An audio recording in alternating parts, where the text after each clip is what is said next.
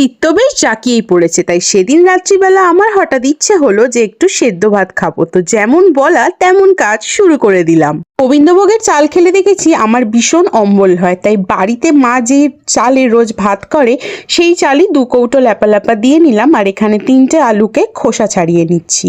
মা চালটা ধুয়ে একদম প্রেসার কুকারে রেডি করে দিল। আর এখানে আলু আর মাপ মতো জল দিয়ে আমিও প্রেসার কুকারের মুখটা আটকে নিলাম কটা সিটি দেওয়ার জন্য।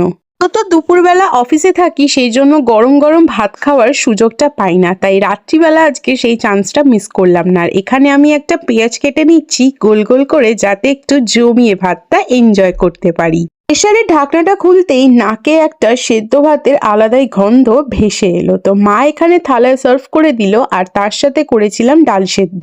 ওর থেকে ছড়িয়ে নিলাম ঘি, সাথে পেঁয়াজ। আহা, আজকে রাতের ডিনারটা আমি জমিয়ে করলাম। স্বাদের ভাগ মনে হয় সত্যি।